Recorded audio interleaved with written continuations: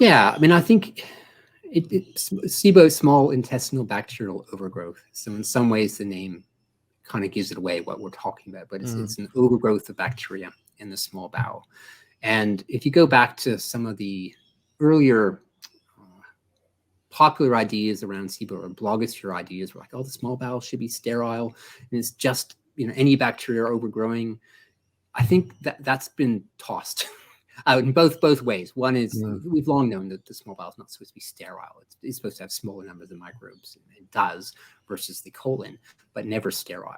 And two, this idea that it's just any bacteria growing, including good bugs, could be growing in there and causing harm. It's kind of been tossed out too, because what we're tending to see now with research is actually there is in patients with SIBO, we tend to be overgrowth of pathogenic bacteria and a lack of diversity in that small bowel ecosystem. So it is more of a monoculture type ecosystem with bad bacteria growing there, versus just overgrowth of any potentially and even some beneficial bacteria. So that's been a shift in there too.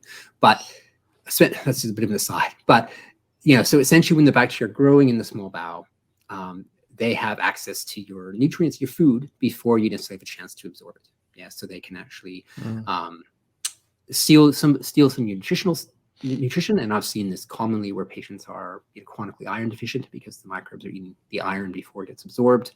But they're also producing intestinal gas in the small bowel in larger quantities than what typically would be the case. Yeah, and that can cause bloating and distension are very key symptoms of classic symptoms of SIBO. But the other issue too is that some microbes, when overgrown, like E. coli or Escherichia, other species, or Klebsiella, for example, also cause gut damage or leaky gut.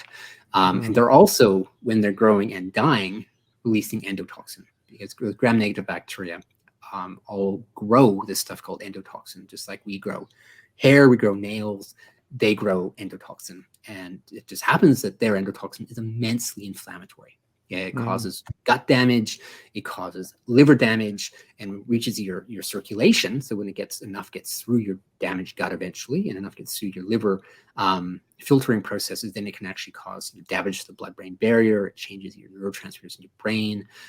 So we're now associating sort of endotoxins with anxiety, depression, cognitive decline, short-term brain fog, long-term Alzheimer's disease. Yeah, so there's a myriad of other symptoms people can get besides just bloating and distension, and changes in bowel pattern. As you can get fatigue, because endotoxins are also mitochondrial poisons.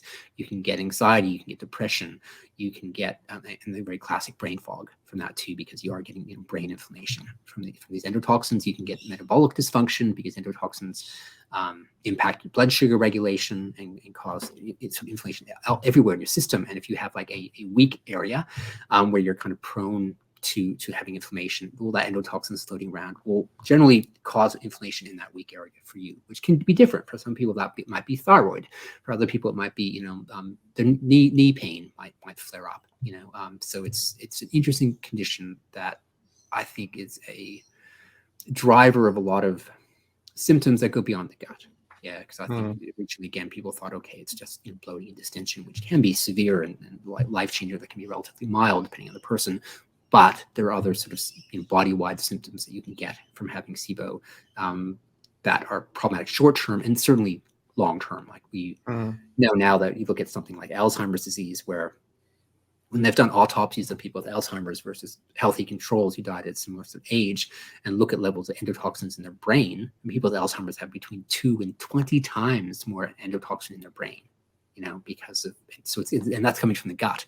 So definitely do not want, these sort of endotoxin releasing bacteria in our gut in large amounts, and certainly not associated with gut leakiness, which is what we tend to find in SIBO.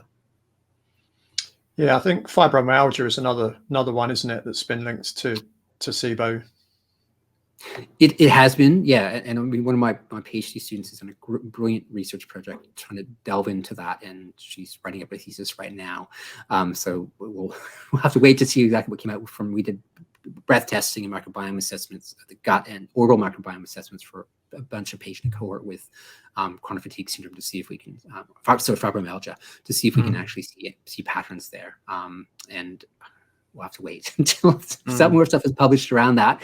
But it's perhaps not as key driver of fibromyalgia as we once thought, I would say, based on our preliminary look at the data.